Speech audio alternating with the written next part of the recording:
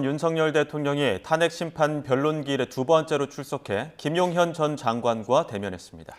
한편 공수처로부터 윤 대통령 사건을 넘겨받은 검찰은 본격 수사에 나설 걸로 보입니다. 관련해서 두 분과 짚어보겠습니다. 이종근 시사평론가, 서영주 맥 정치사회연구소장과 함께합니다. 어서 오세요.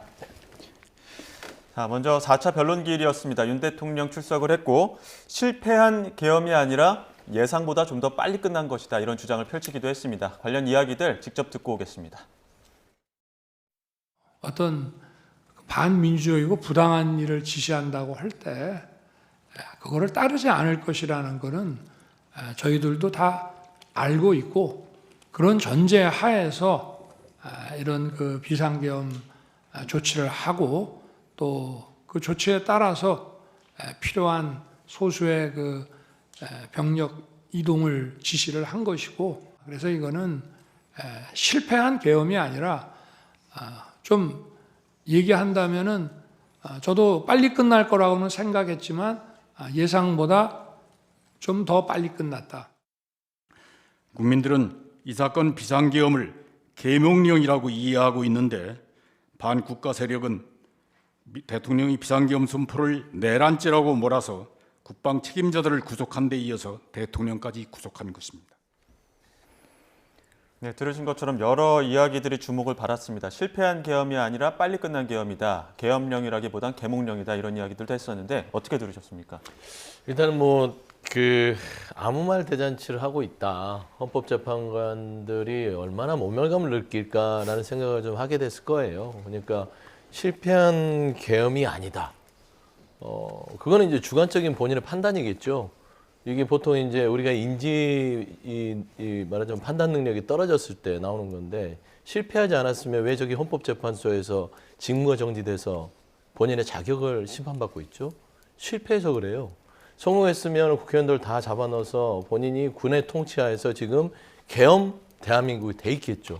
그게 성공한 쿠데타입니다. 실패했기 때문에 저 자리에 앉아 있는 것을 애써 부정하는 것이고요.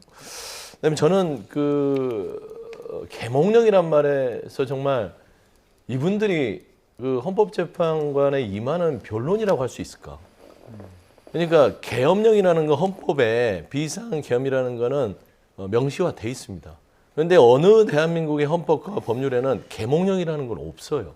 그리고 그 계몽령이라는 것은 일부 극우 성향의 유튜버가 주장하던 바입니다. 그걸 가지고 와서 국민들이 계몽령이라고 알고 있다? 그 국민들이 어떤 국민인지 모르겠어요. 그것도 입증했으면 좋겠는데, 정말 대한민국의 법치와 헌법을 조롱하고 끝까지 우롱하는 그런 단어들은 정말 국민들한테 분노와 실망을 가져왔을 것이고, 12년간의 어떤 정기교육을 다 받은 국민들이라면 지금 저게 무슨 말인가 하면서 경악스러웠을 것이다. 좀 그렇게 판단이 됩니다. 네, 이종근 평론가께서는 그 계몽령 발언은 어떻게 들으셨어요? 아마 계몽이라는 말로 대통령 측에서는, 또 변호사 측에서, 변호인단 측에서는 이 지금 계엄의 합법성 또는 적법성을 좀 표현하고 싶었던 것 같습니다. 그러니까 이런 거잖아요. 지금 그 민주당의 지금까지의 행태, 입법 폭주, 그다음에 부정선거, 이런 것들이 국민들에게 잘 알려지지 않았기 때문에 국민들이 이 사실을 정확하게 알아야만 한다. 그래서 계몽, 그러니까 지금 이 우중들을 깨어있게 만들겠다라는 그런 의미인 것 같은데, 사실은 표현 자체는 적절하진 않죠. 왜냐하면 계몽은 중세에서 근대로 넘어가는 속에서 보다 더 현대화된 어떤 사회를 만들기 위해서 이성에 의해서 그 합리적인 어떤 사고를 만들겠다. 그럼 위에서부터, 그러니까 하방식이잖아요. 그러면 계몽 군주가 있고, 계몽 군주가 바로 조선시대 때는 뭐 정조라든지 이런 계몽 군주라고 불립니다. 그런데 지금이 근대화되지 못한 그런 시기냐, 국민들이 과연 모르고 있느냐, 국민들이 모르고 있었다고 한다면 그것 역시 대통령 책임 아닐까요? 대통령은 자신이 지금 모든 국정 운영을 중심을 갖고 있는데 3년 동안 국민들과 함께 호흡을 하고 국민들과 함께 국정을 소통을 하고 있었어야 될 대통령이 지금까지 국민들이 모르고 있는 걸 내가 계엄을 통해서 깨닫게 해주겠다라고 한다면, 모르고 있게 만든 책임도 소통을 제대로 못한 대통령한테 책임이 있는 게 아니냐. 그러니까 계몽이란 말 자체가 갖는 의미가 사실 적절하진 않다라는 생각이. 어제 윤석열 대통령이 직접 김용현 전 장관에게 질문을 하기로 했는데요. 첫 질문이 국회에 출동한 특전사 요원들의 위치였습니다. 본관 건물 밖 마당에 있었냐, 건물 안에 있었냐 이런 질문을 처음으로 했는데 그 의도가 어디에 있었을까요? 그러니까 이제 늘상 얘기했던 그 주장하는 바가 있잖아요. 국회 본청에 갔는데 유리창 몇 장 깨는 거. 그다음에 그 본청 안으로 들어가는 사람들은 아주 소수의 병력이다. 그 소수의 병력을 입증하기 위해서 이런 얘기를 나눈 것 같아요. 근데 이게 이제 본질적으로 두 사람이 이제 말을 맞추는 사이에 이제 묻고 답하고 하는 것인데 280명이 안쪽에 있던 바깥에 있던 건 중요하지 않아요. 국회에 있잖아요. 예. 그러니까 이 헌법재판관들은 뭘 하냐면 왜 국회에 군을 투입시켰냐 그거죠. 그러니까 그게 문제가 되는 겁니다. 지금 투입을 왜 했냐? 군과 경찰을 통해서 무엇을 하려고 했느냐?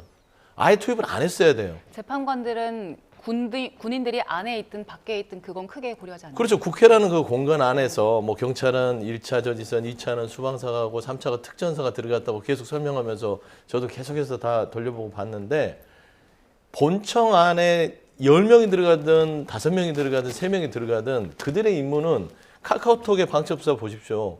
특정 의원식, 한동훈, 이재명 빨리 체포하고 카톡을 나누잖아요. 체포하러 들어간 게 중요한 겁니다. 그건 뭐냐면 국회를 무력화시키게 하는 작전이 이루어졌다는 거. 그래서 투입의 결정이 중요하지 280명이 마당에 있었네, 뭐 본관에서 가까웠네, 의미 없는 지금 서로 간에 증언들을 나누고 있었다는 측면에서는 저는 결코 본인들한테 도움이 되지 않는 어제의 질문과 답변이었다. 그렇게 좀 판단이 됩니다. 근데 그 대화가 오가는 장면들을 보게 되면 윤 대통령이 특전사 요원 건물 안에 있었나 밖에 있었나 이런 걸 물어봤고 김영현 전 장관이 안쪽 복도 등 곳곳에 있었던 것 같다 이렇게 답변을 하는 와중에 또 장관이 구체적인 위치 파악 못할 것이죠. 그쵸? 이렇게 물어봤단 말이죠. 그런데 저는 그게 좀 이해가 안 가는 게 예. 대통령은 그럼 어떻게 정확하게 알고 있었나요?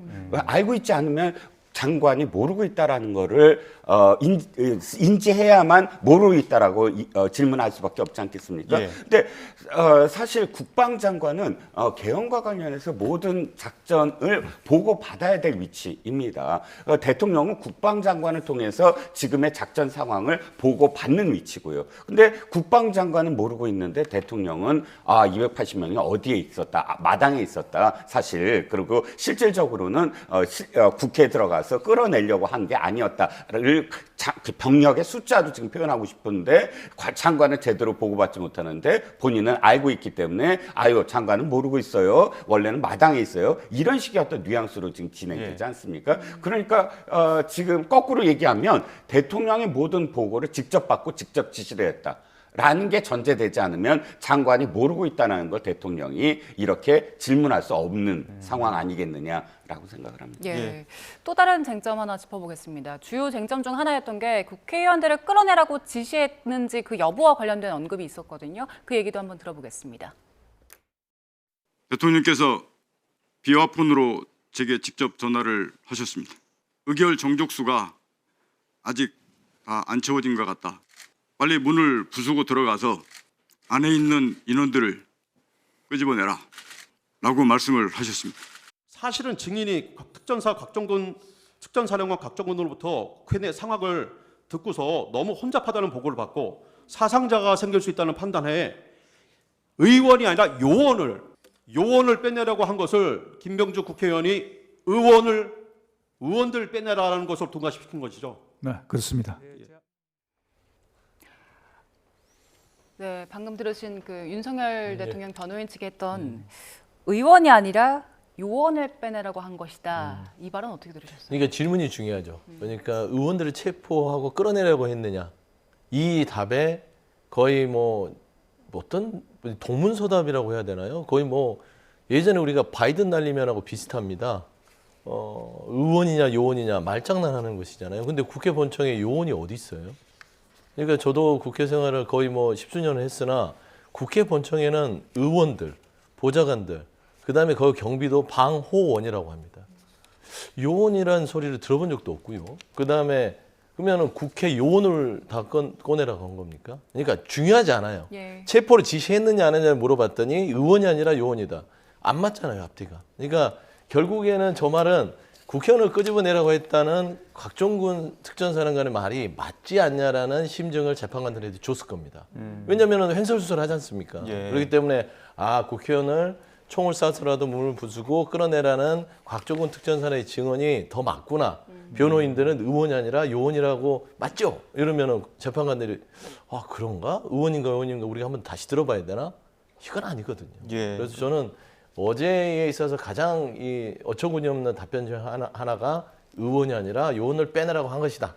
예. 라는 건데 중요한 건 빼내라고는 했나 봅니다. 예, 그 곽종근 특수전사령관의 그 발언과도 좀 배치되는 부분이 전제가 있습니다. 그러니까 의결 정족수가 안 채워진 것 같다라는 얘기를 했는데 요원이라고 한다면 그 의결 정족수에 해당하지 않는 거 아닙니까?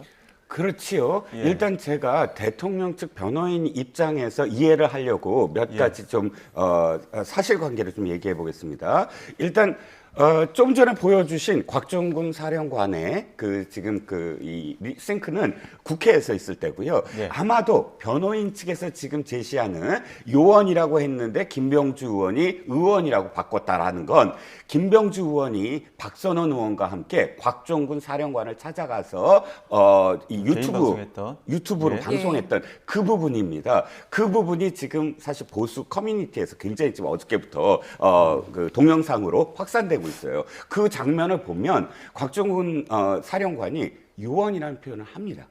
근데 그 다음에 김병주 그때 당시 의원이 바로 옆에 있다가 의원이라고 다시 뭐 정정은 아니지만 그 부분을 이제 의원이라고 할 수 있게 만들어줍니다. 그런데 그럼에도 불구하고 제가 뭐 그렇다고 요원이 맞다라는 게 아니라 아마도 그 부분을 지금 갖고 와서 이야기하는 것 같고요. 두 번째, 요원이라고 한다면 707 작전 부대원들을 요원이라고 할 수는 있습니다. 즉 빼내라는 말은 의원들과 부딪히면서 무력 충돌이 있을 수도 있으니까 지금 707 요원들을 빼내라, 철수시켜라 라는 의미로 또 해석 가능합니다. 그러니까 아마도 변호인단 측은 그 동영상으로 요원이라고 한다면 707 작전부대를 철수시켜라 라는 지시였다라고 뉘앙스를 가져가려고 하나 봅니다. 그런데 좀 전 이거에 뒤집혀질 수 있는 게 아까 보여주신 곽종군 사령관의 국회 내에서의 증언이에요. 이때는 빼내라고 하지 않고 끌어내라고 표현합니다. 인원들을 끌어내라고 표현합니다. 자, 동사로서의 끌어내라는 건 아까 변호인단이 얘기하듯이 요원들을 끌어내라라고 표현할 수는 없습니다. 그렇지 않습니까? 예. 요원들은 무력을 행사할 수 있는 위치고 지금 의원들이나 혹은 보좌관들은 무력을 지금 입어야 되는, 부상을 당해야 되는 입장인데 끌어내라고 한다면 나오지 않으려고 하는 그러니까 대상을 무력으로 빼내는 것을 끌어낸다라고 표현하지 않겠습니까? 그러니까 이건 물론 곽종군 사령관이나 여인영 방첩사령관이나 이런 전 사령관들과의 대질 이런 어떤 신문이 필요한 부분이기는 하나 일단은 지금 그러니까 지금 변호인단 측이 주장하는 바에 따르면 그 동영상의 그 표현 이것도 사실 바이든 날리면처럼 아마도 듣기와 관련된 여러 가지 어떤 논란이 계속 이어질 부분으로 보입니다. 예. 그 의원이 아니라 요원을 빼내라고 한 것이다라는 이 발언을 헌법재판관들은 어떻게 들었을까요? 글쎄요, 헌법재판관은 지금 핵심이 이겁니다. 그러니까 국회를 마비시킬 의도가 있느냐 없느냐 무력으로 그게 초점인데 요원들을 끌어내라라고 표현하려면 요원을 투입시키지 말았어야죠. 그게 전제가 돼야 되지 않겠습니까? 네. 인원이나 요원이나 또는 의원이나 이 세 가지 어떤 표현이 중요하려면 뒤에 동사인데 뒤에 동사는 아무리 바꾸려고 하더라도 빼내라, 끊어내라라는 어떤 동사니까 행위의 주체가 변할 수가 없는 그런 동사라고 보여집니다. 어제 또 관련된 또 주요 그 녹취들이 있었습니다. 윤 대통령이 김 전 장관에게 그 계엄 포고령 작성 경위에 대해서도 직접 질문을 했는데 관련 이야기도 들어보겠습니다.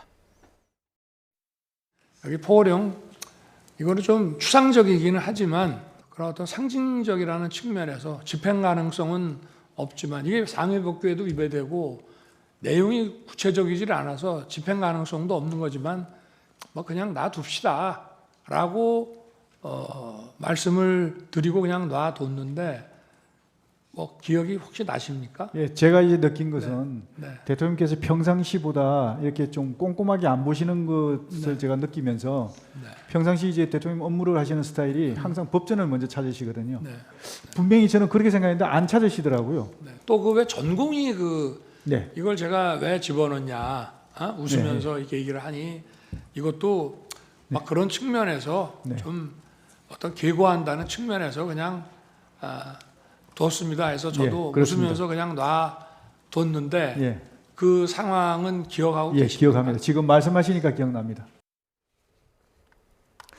일단 그 관련 이야기를 좀 들어보면 이거 그 집행 가능성이 없는 포고령이다 이렇게 얘기를 했거든요. 그럼 관련 인물들에 대한 동정은 왜 살핀 걸까요?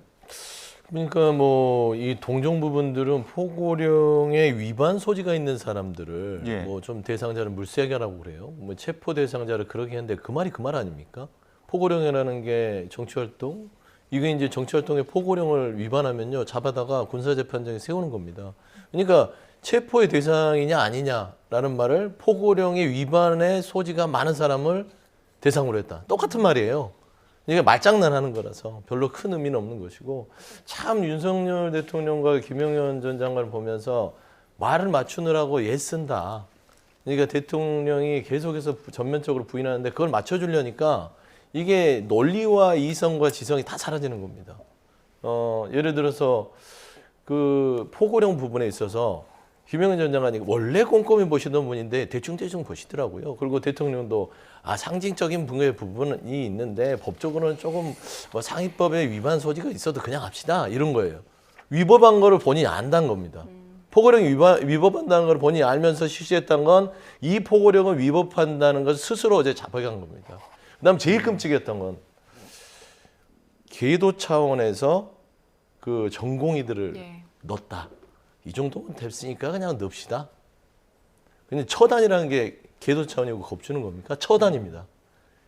이 전공의들이 이거를 포고령을 어기면 48년 복귀 안 하면 처단을 한대요.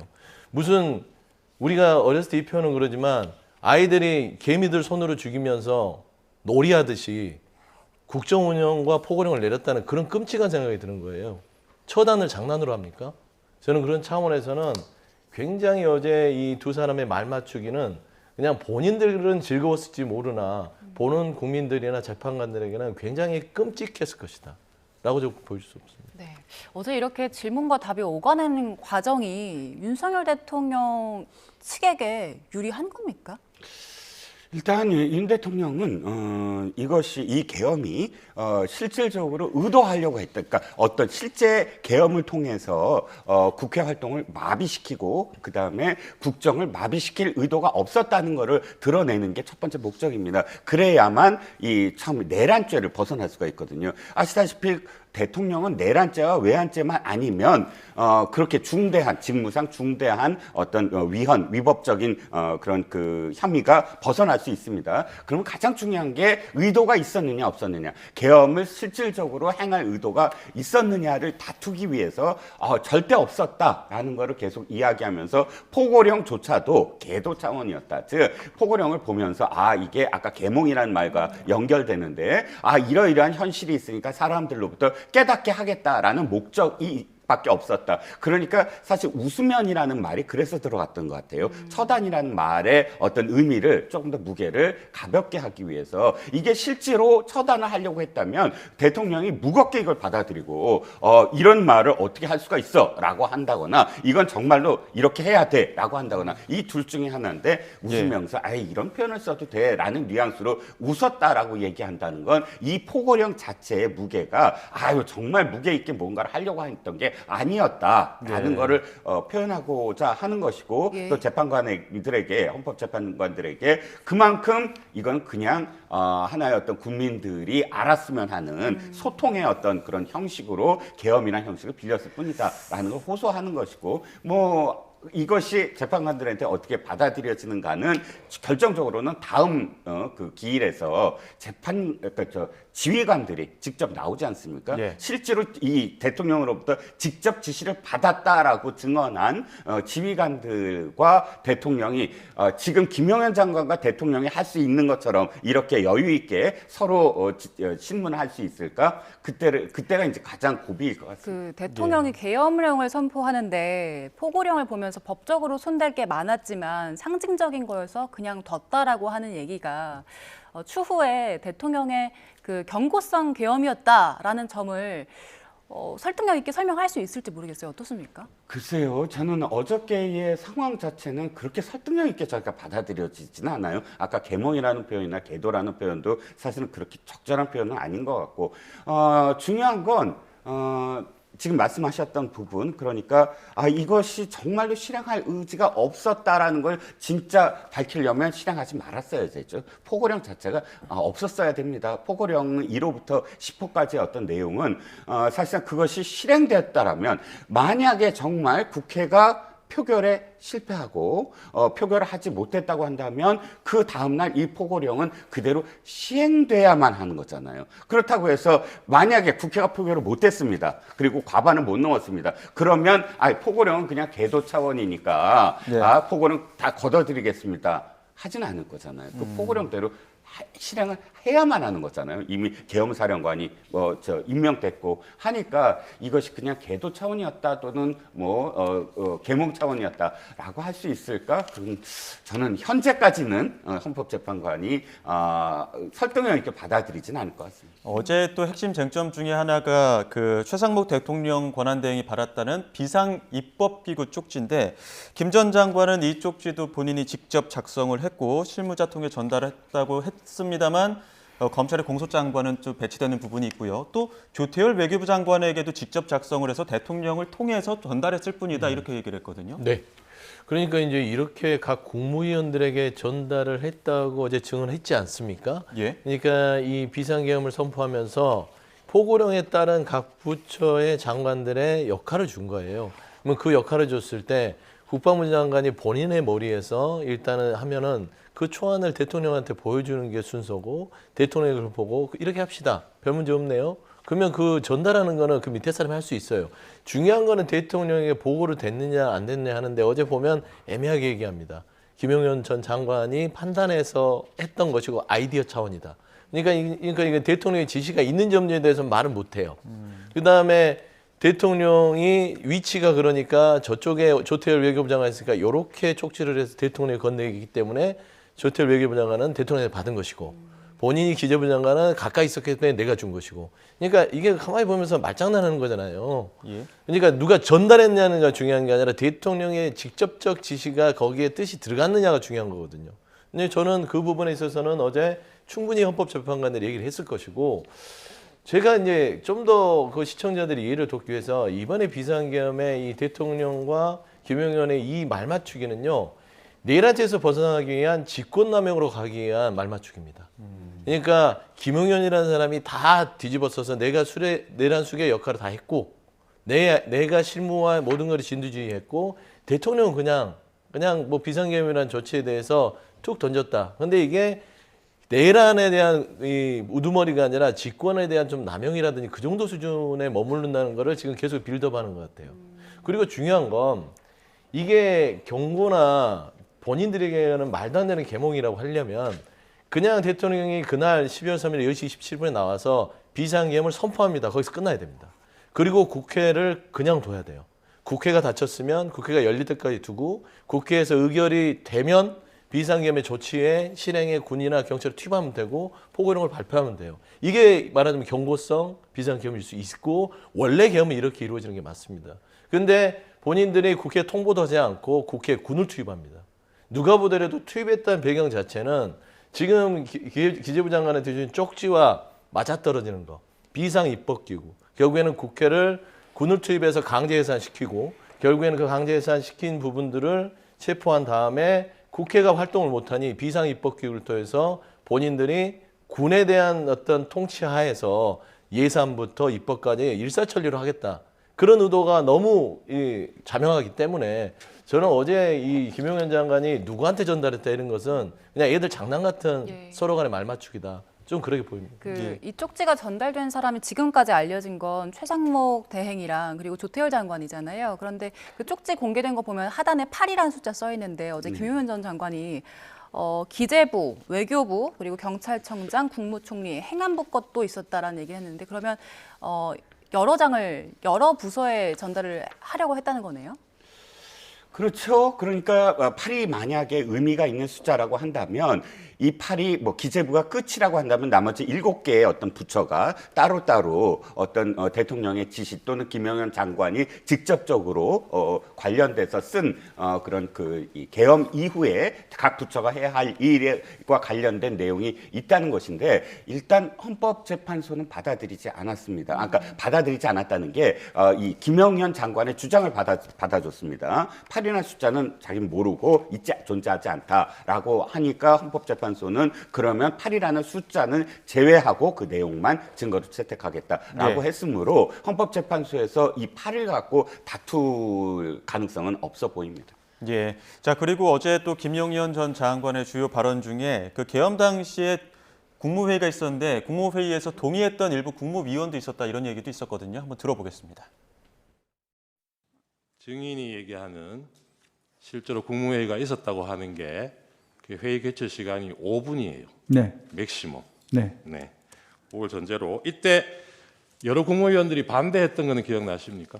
그 국무회의는 짧게 했지만 그 전에 제가 아까 말씀드린 대로 20시 30분경부터 국무위원들이 순차적으로 들어오기 시작해서 들어올 때마다 그때는 같이 모여서 정족수가 안 된 상태니까. 안 개회된 됐더라도 심의를 했습니다. 네, 들어오는 근데 대로. 하여튼 그래서 충분한 1시간 반 이상을 심의를 하고 반대하는 분들이 많았죠. 내용들을 다 이렇게 서로 공유를 하고 나서 알겠습니다. 실제로 가서는 짧게 이루어진 겁니다. 동의한 그래서 사람이 있었습니까? 동의한 분도 있었습니다. 누굽니까? 제가 말씀드리기는 곤란합니다. 네. 저게 이제 그 검찰 공소장을 보면 11명이 국무위원들 일부 이제 회의에 참석했던 11명 모였을 때 5분간 일방적으로 통보했다라는 게 이제 검찰 공소장의 내용이고 그와 배치되는 발언이어서 좀 주목받은 것 같거든요. 네네. 어떻게 보십니까? 그러니까 이제 1년의 과정을 보면 8시 반부터 국무위원들이 왔다는 거 아닙니까? 정족수가 된 게 10시 17분인가 22분인가 뭐 그 정도 됐다고 하면 순차적으로 왔는데 지금 보면 그 찬성을 한 사람도 있다 일부 그러면 본인을 포함해서 몇 명은 추측이 돼요. 예를 들어서 최근에 뭐 국회 나와서 죄송하다고 고개를 숙이라고 했을 때 안 숙였던 분들 뭐 몇 명 있잖아요. 예. 그런 분들은 찬성을 했다고 추측할 수 있는 것이고 그다음에 저는 그 한덕수 총리가 한 9시 정도에 왔다고 증언을 하는 걸로 제가 들었습니다. 그러면 한덕수 전 총리 같은 경우는 지금 9시부터 와서 10시 27분까지 1시간 27분, 그러니까 22분까지 국무회의가 성안이 될 때까지 1시간 20분 동안 대통령과 이 비상계엄에 대해서 여러 가지 논의를 했을 텐데 동조를 했을까요? 안 했을까요? 저는 그 부분이 가장 중요하다고 봅니다. 예. 그래서 저는 뭐 쪽수에 대한 부분들도 그 헌재가 받아들이지 않는 것은 별로 중요하지 않아요. 기재부 장관에게 이 비상입법기구에 쪽지를 건넸다는 자체의 증거가 중요한 것이고 두 번째는 지금 동의를 했냐 안 했냐는 검찰 수사의 문제이기 때문에 저는 이 부분에 있어서는 헌법재판관들이 크게 이 증언에 대해서 그 대통령의 어떤 자격을 심판하는 데 있어서 큰 어떤 판단의 어떤 요소를 생각하지는 않을 것 같으나 다만 이제는 김용현 전 장관이 탄핵 그 관련된 헌재에서의 증언이 결국엔 그 당시에 동의를 했다면 그분들은 내란 주요 임무 종사자로 국민들이 처벌이 될 수 있기 때문에 또 이거는 검찰 영역으로 넘어가 버렸다. 저는 그렇게 보입니다. 예. 네. 그런데 그날 그러니까 국회에서 서영교 의원이 대정부 질문을 통해서 국무위원들을 전부 일어나세요, 차렷하세요, 국민들한테 경례 사과하세요라고 하는 대목에서 일어나지 않았다라는 것을 동의부동의로 우리가 단정할 수는 없다. 굉장히 모욕적이거든요. 만약에 여기서 반대, 그러니까 당시 상황에서 반대한 국무위원일지라도 내 양심에 따라 국민들에게 사과하는 건 내 양심에 따라서 사과하고 안 하고가 결정을 해야 되는데 국민들이 보는 앞에서 기립시키고 차렷 자세 유지하면서 사과하라라고 단체 행동을 의원이 일개라는 표현 아닙니다. 의원이 이렇게 이 지시를 내리는 듯한 어떤 것에 양심에 대한 어떤 문제이지 이것과 유추할 수 있는 문제냐 단언할 수 없는 문제다라고 생각을 합니다. 그런데 문제는 이거예요. 그러니까 김용현 전 장관이 이걸 왜 얘기했을까?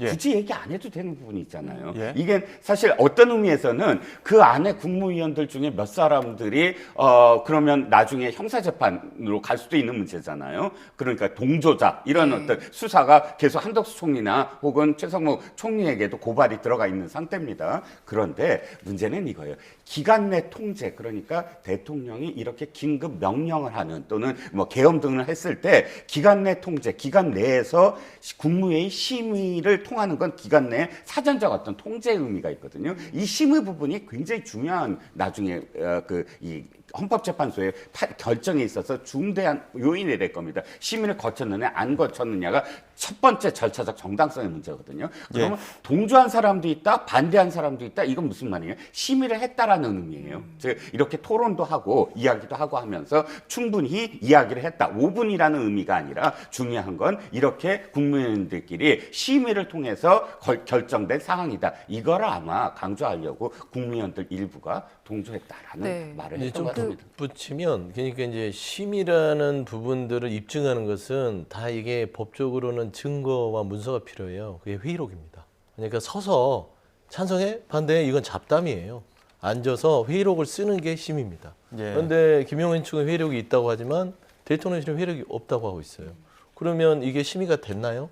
라는 것은 헌재가 판단하겠으나 대부분 법정에서는 문서가 없는 증언 같은 경우는 그게 신빙성이 떨어진다라고 봤을 때는 김용현 전 장관 쪽의 주장은 별 큰 실익은 없을 것 같다라는 좀 판단이 듭니다. 자, 이제 검찰 수사 상황도 한번 살펴봐야 될 것 같습니다. 저희가 앞서 이제 검찰 취재 기자 쪽에 연결했을 때에도 지금 본격적으로 조사 준비, 수사 준비를 마쳤다는 거 아닙니까? 앞으로 이제 검찰 수사에는 좀 협조적으로 응하게 될까요? 어떻게 보십니까, 이종구 평론가님? 한 번 정도는 출석하겠다 이렇게 지금 이야기가 나오고 있습니다. 검찰 수사에 적극적으로 응해서 검찰에는 모든 것들을 다 진술하겠다라는 의미로 보이지는 않습니다. 뭐 검찰에서도 사실상 묵비권을 행사하지 않을까라는 생각합니다. 출석은 하되 뭐 자신이 갖고 있는 어떤 권리를 그대로 행사하지 않을까라는 생각이고요. 그런데 출석은 왜 하느냐? 수사권이 없음. 그러니까 공수처가 지금까지 수사권이 없는데도 불구하고 거의 모욕 주기로 일관해 왔다. 그래서 내가 지금까지 불응했다라는 것을 어필하려면 검찰의 소환에는 응하겠다라는 것을 함으로써 대비될 수가 있잖아요. 그러니까 적극적으로 뭐 진술을 하고 뭐 하는 부분은 지켜봐야 되겠습니다만 어쨌든 공수처의 수사권 없음 이걸 드러내는 게 나중에라도 굉장히 중요합니다. 왜냐하면 법적 다툼이 있을 때 공수처의 수사권 없음과 그 다음에 수사권 없음을 통해서 이루어진 어떤 영장의 불법성 이런 부분들을 계속 쟁점화하면서 공수처가 갖고 있었던 어떤 증거라든지 뭐 공소장에 물론 검찰이 쓰겠지만 그런 부분들을 탄핵하려고 하는 것이거든요. 아마 그걸 또 방지하기 위해서 검찰은 이 공수처의 어떤 수사와 관련된 기록은 인정하지 않고 처음부터 다시 하겠다. 처음부터 첫 수순부터 밟겠다라고 하는 게 바로 이 대통령 측의 그 의도를 읽어서 하는 게 아닌가 싶습니다.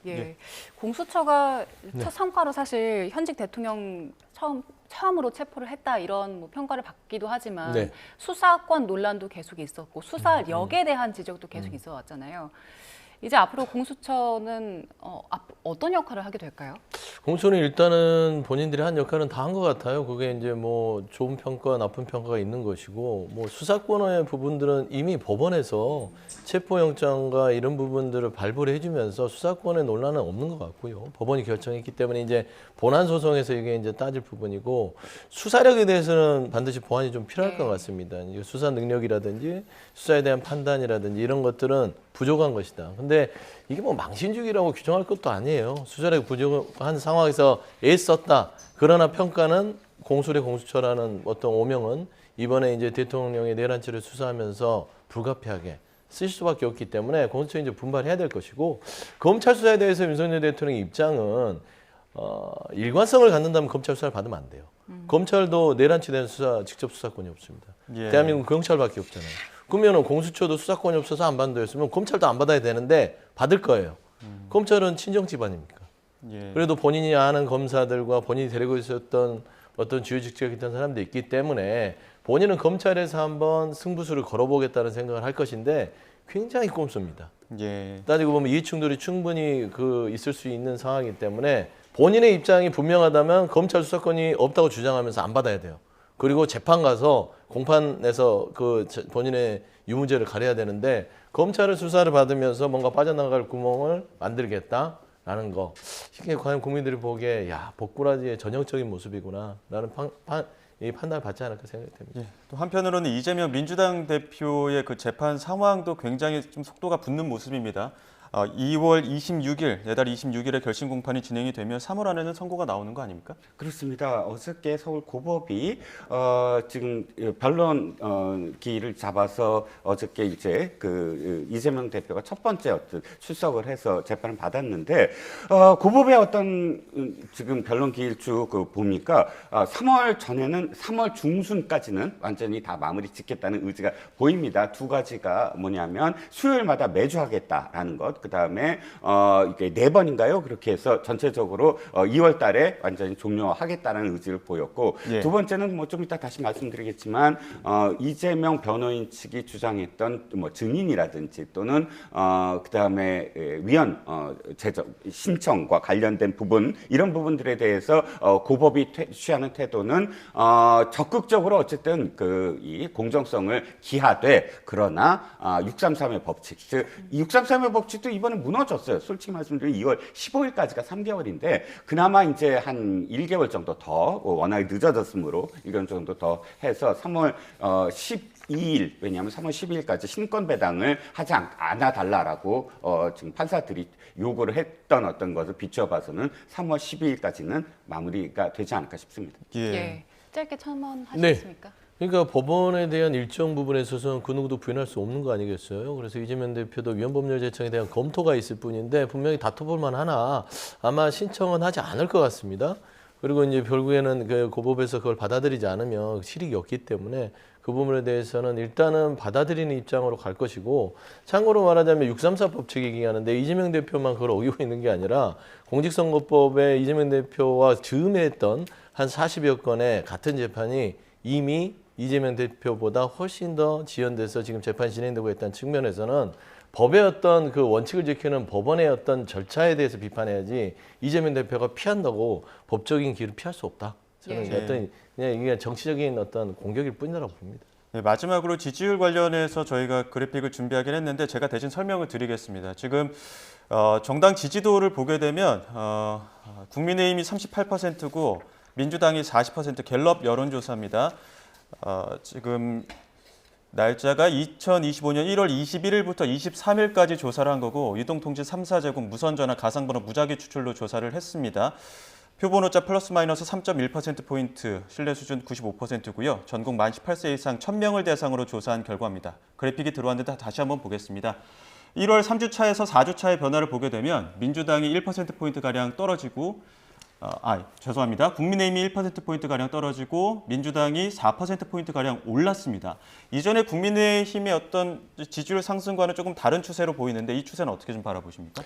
일단 뭐 이제 갤럽 조사 부분들이 나오고 이제 요동치는 건데 여기서 주목할 것들은 국민의힘과 민주당의 어떤 정당 지지도가 거의 비슷하게 이제 온다는 거죠. 이제 조기 대선을 스스로 이제 국민들이 인지하고 있다.